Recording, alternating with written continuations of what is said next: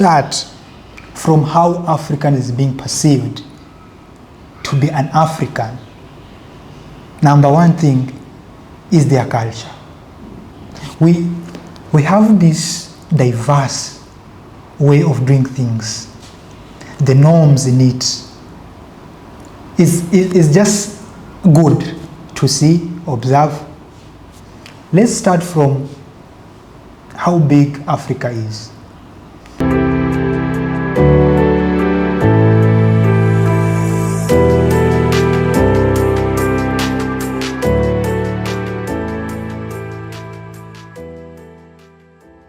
Hello family and friends, welcome back to Try Africa podcast, where we dive deep into the hearts of developing nations and their journey towards prosperity. I'm always your host, Mr. Zablon Mogona, and today's topic, we want to talk about how culture influences our continent and the developing nations. It's not only culture, but we are also moving forward and look at the things that hold culture as one, things that describes the African people as African people, the things that makes the Asian, India, China, Russia become the nation that are the one that we're observing today. If I have to just start from how African is being perceived to be an African, number one thing is their culture. We have this diverse way of doing things. The norms in it is just good to see, observe. Let's start from how big Africa is. The element of how we even put our clothes, the element of how we make our communication, diverse languages. There is power in these things. If I have to reflect on how our colleagues in the developing nations, that is Brazil, China, India, these people have a sense of belonging as far as their rituals and beliefs are conducted. If you go to India today, you'll see the way they have transformed even their clothes. They are still at the same way they used to have. The saris, those tops in their heads, they still put on them till today. They are bringing it as this is their own. They own it. Go to China, the way the masters in Kung Fu, everything. Look at their way of clothing. You can just see from what they put on that this is their sense of belonging. Let's talk about the language. In India today, the national languages, it's not only English, but they have also incorporated their diverse languages. And someone will ask me, why is language part and parcel of culture? The instrument that carries the information within generation to generation is nothing but the language. So if we disregard our language, we are destroying the whole history, the whole norms, the whole tradition that we have been having. So whenever we are talking about culture, it's not just a matter of us giving words. No. We are using these instruments as the places of transformation of our lives. Today, come to India, you'll see they have Garba in Gujarat state. They have Diwalis. These are national holidays, majorly and rooted based on their traditions and culture. They are creating this sense of their own that back home we are lacking. Now, let's take this few examples. and reflect back to what we view as culture in the African society. Today, if I have to put my traditional skin cloth, a piece from maybe the leopard, a piece from a gazelle, as my own cloth, traditional cloth, someone will give me a title that I'm a traditionalist. Of course, maybe I am. But why are you limiting myself from perceiving what belongs and what describes me? Today, if I want to talk about my native language, someone will be asking me, why are you using your native language? You can't speak good English. But English is foreign. The thing that I used to describe a tree in my local language, the English language does not have a name for that local tree, for that local disease.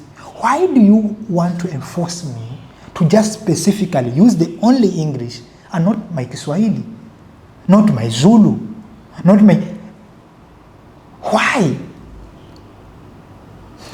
Whenever we are talking about the instruments that push forward our identity, our traditions, our celebrations, our clothing system,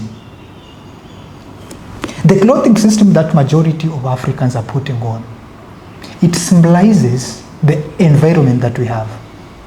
If we go to most parts of the north and in between the southwest, Angola, those places, these are places of desert where you'll see individuals putting on clothes that have diverse colors, simply to show you that whenever they're at the diverse landscape, someone from far can identify that that one is a person. But someone today is advising us or directing us that that piece of art we call a cloth by then is tradition, is not the direction we need to go. We only use these clothes when we want to perceive ourselves as we want to look like, instead of saying this is what we are.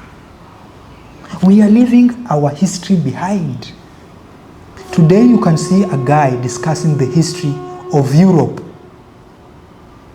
within his fingernails, but he can't explain the roots of his own community back in Africa. You want to tell me, if we have to develop Africa as we wish to, that is the direction? Should we take that route? I'm not sure, and I don't believe it is. It's unless we now focus.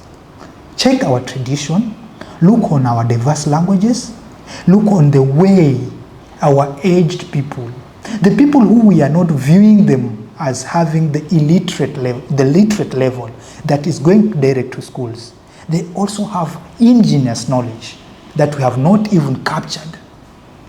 Explain to me how my grandmother could explain how a young girl is pregnant without a test.